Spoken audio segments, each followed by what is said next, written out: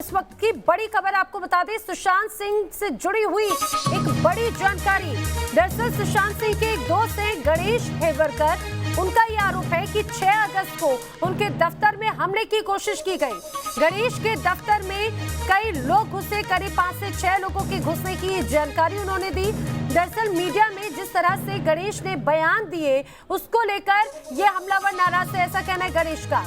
Police को phone भी किया, शिकायत भी की गई, लेकिन शिकायत करने के बावजूद मुंबई पुलिस की तरफ से कोई भी मदद गणेश को नहीं मिली, जबकि उनके ऊपर जानलेवा हमला हुआ, उनके दफ्तर में घुसकर तोड़फोड़ की गई, लेकिन इसके बावजूद पुलिस ने कोई भी कार्रवाई नहीं की।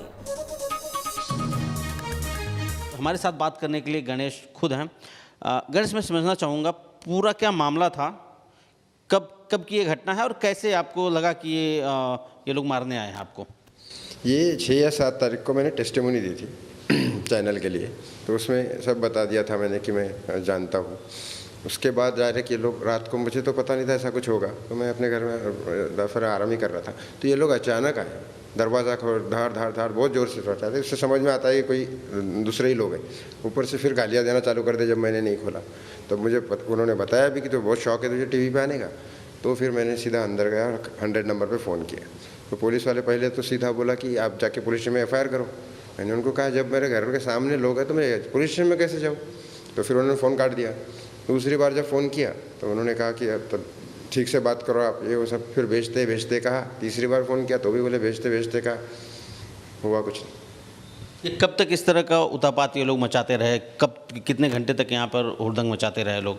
नहीं, वो यहाँ आधे घंटे से ज़्यादा नहीं थे, लेकिन हाँ उसमें मैंने उनको ये बताया कि मैं चैनल पे लाइव ले रहा हूँ आप सब लोगों को, आओ खोल लो दरवाज़ा, तब वो चले गए। अच्छा, ऐसी क्या बात आप सुशांत सिंह के बारे में कह रहे थे जो लोगों को हो सकता है बुरा लगा हो?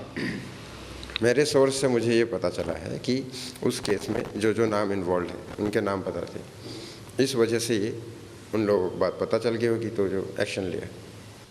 जाहिर है गणेश की अगर बात करें तो ये सुशांत के खास दोस्त रह चुके हैं और ख़ुद सुशांत ने इन्हें आत्महत्या करने से बचाया था, और यही बातें वो न्यूज़ चैनल को होता है, खास करके न्यूज़ नेशन पे भी इन्होंने बात की थी और साफ तौर पर कहा था कि ऐसा इंसान जो दूसरों की जान बचाए वो खुद आत्महत्या नहीं कर सकता। और शायद यही वजह है कि जो लोग जिन्हें सुशांत सिंह राजपूत को जो नहीं पसंद करते, ऐसे लोगों को ये चीज़ नागवार गुजरी और अब उन्होंने गणेश के दफ्तर पर आकर उन पर हमला करने की कोशिश की है। जाहिर है सुशांत सिंह के समर्थन में उतरने वाले लोगों को अब दबाया जा रहा है, उनकी आवाज़ को दबाने की कोशिश की जा रही है। वीडियो जर्नलिस्ट अनिल शिंदे के साथ शैलेंद्र सिंह, न्यूज़ नेशन, मुंबई। तो जो भी सुशांत के बारे में कहेगा उस पर हमला हो रहा है, ये तो यही दर्शाता है। शैलेंद्र सिंह हमारे सहयोगी मुंबई से हमारे साथ में हैं। शैलेंद्र, गणेश पहले ही कह चुके हैं कि ये कोई साधारण सा मामला नहीं है, ये कोई आत्महत्या नहीं है, मर्डर की बात सीधे सीधे गणेश ने कही। यही वजह है कि शायद लोग उन पर हमला कर रहे हैं। आखिर कौन है वो लोग और मुंबई पुलिस ने आखिर क्यों कोई कार्रवाई नहीं की? क्या अभी तक कुछ पता चल पाया है?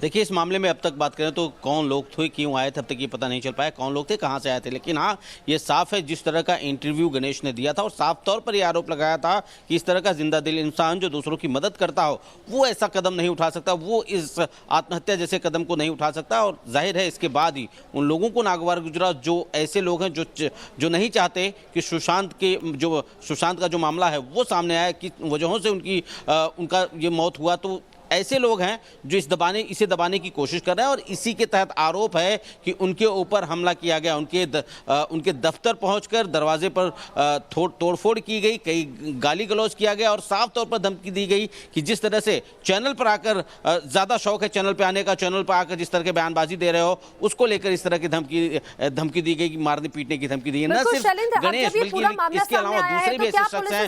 अंकित आचार्य ने भी आरोप लगाया कौन थे वो लोग, क्या कुछ पता चल पाया है? पुलिस ने अभी तक कोई कार्रवाई की है?